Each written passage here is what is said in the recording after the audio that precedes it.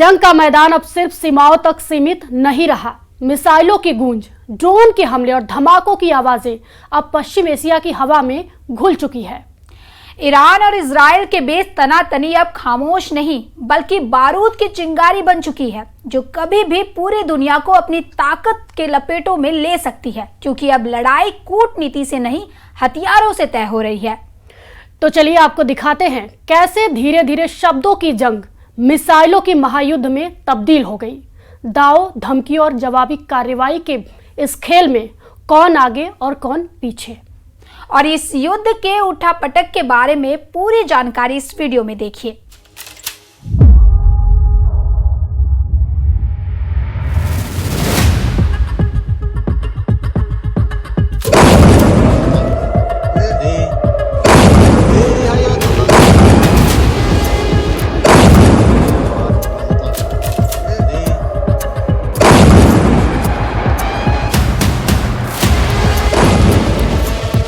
नमस्कार, आदाब। आप देख रहे हैं न्यूज 18 का डिजिटल प्लेटफॉर्म। मैं हूं प्रिया सिंह और मैं हूं सृष्टि शर्मा। अमेरिका ने रविवार सुबह ईरान के फोर्दो, नतांज और इस्फहान के परमाणु ठिकानों पर हमले किए। इजराइल और ईरान के बीच चल रही जंग में अमेरिका की एंट्री होते ही ईरान में परमाणु ठिकानों के तबाह होने की तस्वीर सामने आने लगी। ईरान के परमाणु ठिकानों पर अमेरिका के हमले के बाद ईरान इजराइल युद्ध ने अब विध्वंसक रूप ले लिया है। अमेरिका के तड़के सुबह ईरान के 3 न्यूक्लियर साइट्स पर अपने B-2 बॉम्बर से हमला कर तबाही मचा दी। इसके बाद ईरान ने इजराइल पर करारा पलटवार करते हुए 30 से ज्यादा बैलिस्टिक मिसाइलें दाग दी, जिसके बाद इजराइल के तेल अवीव और हाइफा शहर में कोहराम मच गया। जिन परमाणु ठिकानों को लेकर ईरान से इजराइल और अमेरिका की तकरार हो रही थी, उन परमाणु ठिकानों को एक झटके में अमेरिका के बॉम्बरों ने नस्तानबूद कर दिया। जानकारी के मुताबिक अमेरिकी एयरफोर्स ने B-2 बॉम्बर से ईरान के 3 न्यूक्लियर प्लांट्स पर बम बरसाए। इस एयर स्ट्राइक के बाद अमेरिका ने पश्चिमी एशिया में मौजूद अपने तमाम एयरबेस पर अलर्ट जारी कर दिया। सामने आई तस्वीरों में ईरान के न्यूक्लियर प्लांट से आग की ऊंची ऊंची लपटें उठती दिखाई दी, जो ईरान की बर्बादी की एक बड़ी तस्वीर थी। ईरान पर अमेरिकी हमले के बाद राष्ट्रपति ट्रंप का संबोधन। ईरान पर हमले के बाद अमेरिकी राष्ट्रपति डोनाल्ड ट्रंप ने राष्ट्र को संबोधित किया। इस दौरान उन्होंने ईरान और इजराइल के युद्ध पर खुलकर बात की है। डोनाल्ड ट्रंप के अनुसार ईरान पिछले 40 साल से अमेरिका के खिलाफ है और कई अमेरिकी इस नफरत की भेंट चढ़ चुके हैं। अब यहाँ और नहीं होगा। ईरान की वजह से हजारों अमेरिकियों और इजरायलियों नागरिकों की जान गई। राष्ट्रपति ट्रंप ने ईरान को धमकी देते हुए कहा कि अब उसे शांति कायम करनी चाहिए। अगर वह ऐसा नहीं करता है तो उस पर और बड़े हमले किए जाएंगे। वहीं ईरानी राष्ट्रपति बोले, अमेरिका का चेहरा बेनकाब हुआ। ईरान के राष्ट्रपति मसूद पजेश्कियान ने अमेरिका पर ईरान के खिलाफ हमलों का मुख्य जिम्मेदार होने का आरोप लगाया है।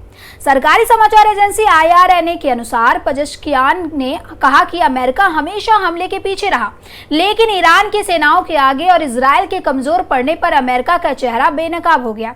वहीं ईरान के विदेश मंत्री अब्बास अराकची ने कहा कि अमेरिका सिर्फ ताकत और धमकी की भाषा समझता है, उसे अंतर्राष्ट्रीय कानूनों की परवाह नहीं है।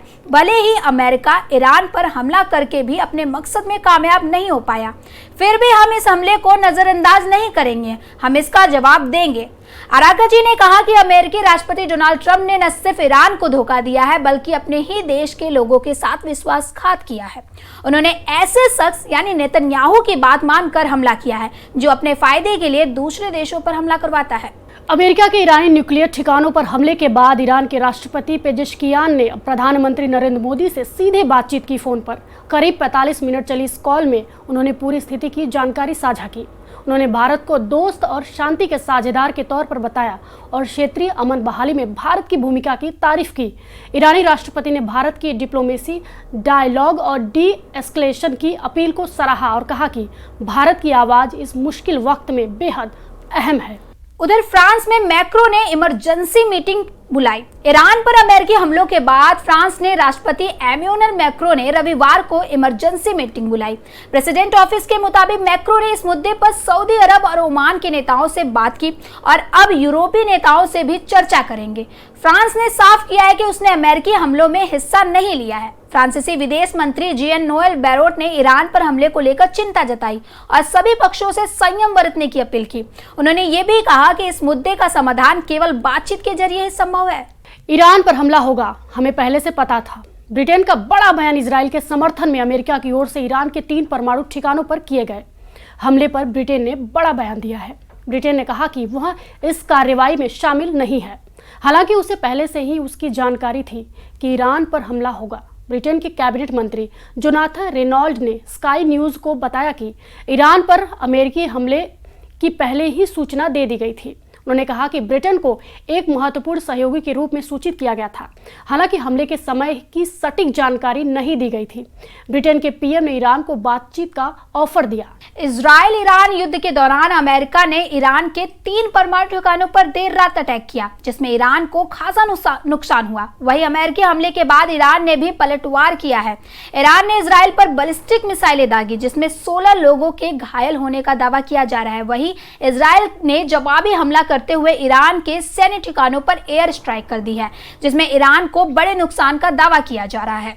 ईरान पर हमले के बाद ईरान के समर्थक हूतियों की अमेरिका को धमकी, कहा अमेरिका को हमले के परिणाम भुगतने होंगे। वहीं इजराइल के प्रधानमंत्री बेंजामिन नेतन्याहू ने राष्ट्रपति ट्रंप की प्रशंसा की और कहा कि अमेरिका ने बहुत ताकत से काम किया। नेतन्याहू ने एक वीडियो में कहा कि हमलों के बाद ट्रंप ने उन्हें फोन किया।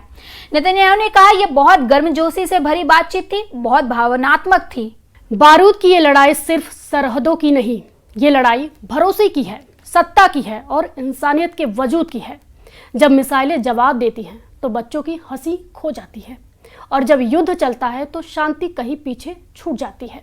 ईरान और इजराइल के बीच ये जंग कब थमेगी, ये कोई नहीं जानता, लेकिन इतना तय है कि हर धमाका सिर्फ धरती नहीं फाड़ता, इंसानों का दिल भी चीर देता है। क्या दुनिया तीसरे विश्व युद्ध की ओर बढ़ रही है, या अब भी वक्त है पीछे हटने का? फैसला अब सिर्फ नेताओं का नहीं, वक्त का होगा। फिलहाल इस वीडियो में इतना ही, और ऐसी ही खबरों के लिए देखते रहे न्यूज़ 18 का डिजिटल प्लेटफॉर्म और do like, share and subscribe the channel. Thank you.